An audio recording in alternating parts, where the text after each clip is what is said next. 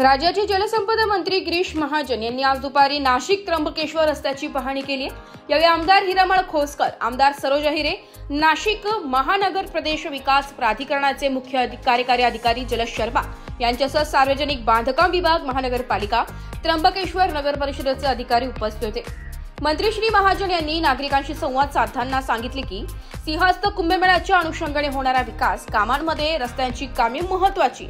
त्र्यंबकेश्वर येथे मोठ्या संख्येने भाविक येतात, त्यामुळे नाशिक त्र्यंबकेश्वर रस्ता अत्यंत महत्त्वाचा आहे। रस्ता रुंदीकरण करताना नागरिकांच्या मागण्या विचारात घेऊन मार्ग काढण्यात येईल। नागरिकांचे तसेच शेतकऱ्यांचे नुकसान होणार नाही अशी भूमिका शासनाने घेतली आहे। रस्त्यांच्या रुंदीकरणाबाबत सर्वानुमते सहमतीने निर्णय घेण्यात येईल असे सांगत त्यांनी मुख्यमंत्री महोदय यांच्याशी नागरिकांचा संवाद साधून दिलाय। यावेळी रस्त्याच्या रुंदीकरणाची मोजणी व बाधित होणाऱ्या क्षेत्र याबाबत मंत्री श्री महाजन यांच्या उपस्थितीत मोजणी करण्यात आली आहे। ब्युरो रिपोर्ट, नाशिक लोकशाही न्यूज, नाशिक।